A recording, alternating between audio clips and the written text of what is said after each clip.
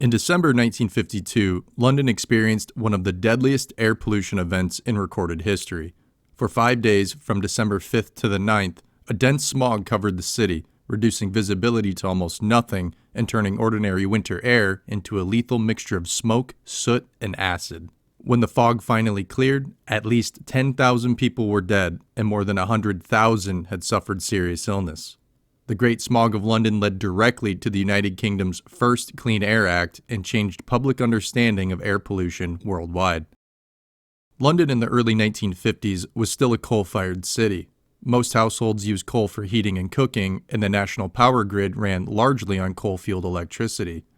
Because post-war Britain exported its best grades of coal, domestic consumers often use a cheaper, low-grade variety known as nutty slack. It contained high levels of sulfur and burned with heavy smoke. Each winter, thousands of domestic chimneys, power station stacks, and industrial furnaces released large quantities of soot and sulfur dioxide into the air.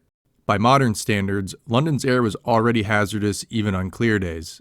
Thick fogs were common and had been for centuries. Writers and painters had romanticized these fogs, and many Londoners accepted them as part of city life. Yet by the middle of the 20th century, the fog was largely a product of pollution rather than natural mist. In early December 1952, a high-pressure system settled over southern England. This created a temperature inversion, which is when a layer of warm air high in the atmosphere traps colder air near the ground. Under normal conditions, warmer surface air rises, carrying pollutants upward and allowing them to disperse. During an inversion, however, vertical air movement is suppressed. Pollutants accumulate near ground level and can remain trapped for days. At the same time, wind speeds drop to near zero, and without wind, smoke from homes, factories, and power plants stayed in place. On Friday, December 5th, the cold intensified. People burned extra coal to keep warm, and by afternoon, a thick fog began forming along the River Thames. As the evening progressed, the fog combined with smoke and industrial emissions to create an unusually dense smog. Visibility dropped to just a few meters. By nightfall, transportation slowed dramatically. Buses and cars crept through the streets, flights were canceled at London Airport, boat traffic on the Thames stopped, and ambulances had to be guided by police walking ahead with flashlights. The smog grew worse overnight.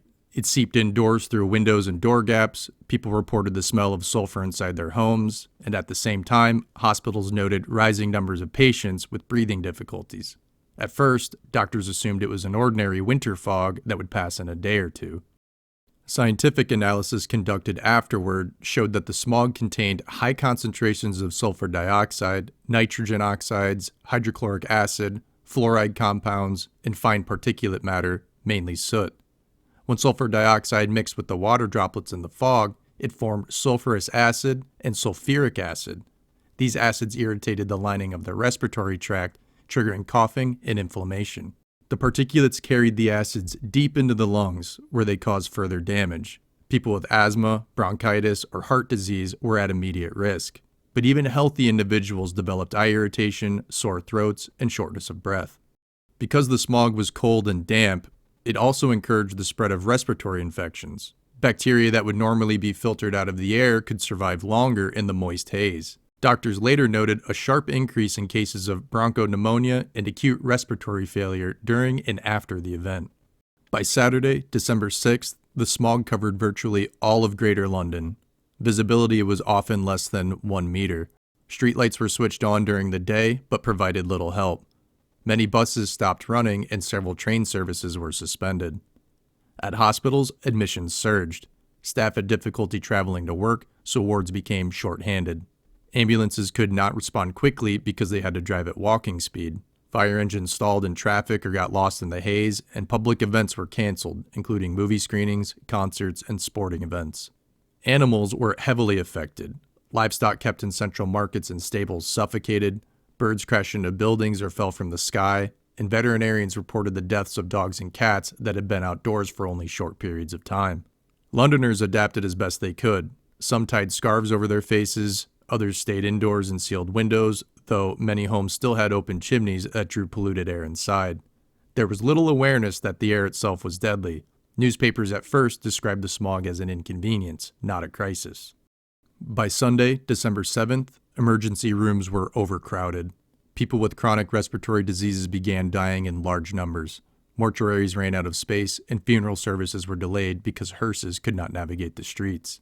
The Ministry of Health initially underestimated the seriousness of the situation. Daily death totals did not appear unusual at first, since many victims died at home without immediate reporting. Only later, when mortality statistics were compiled, did the scale become clear.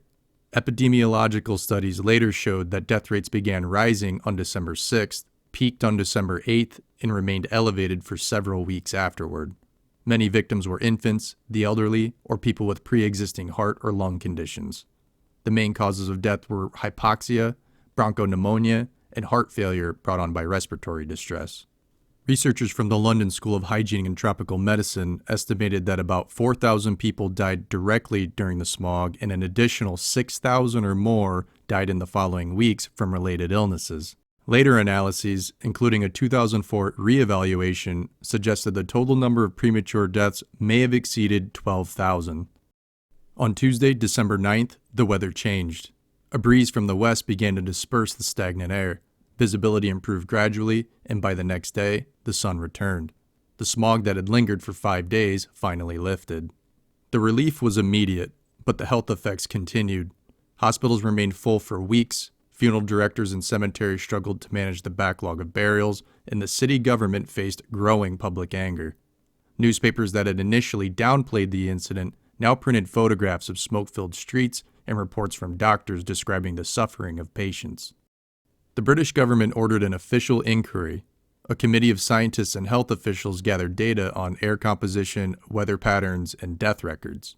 Their report, released in 1954, confirmed that the primary cause of the disaster was air pollution from coal burning, concentrated and held in place by a temperature inversion.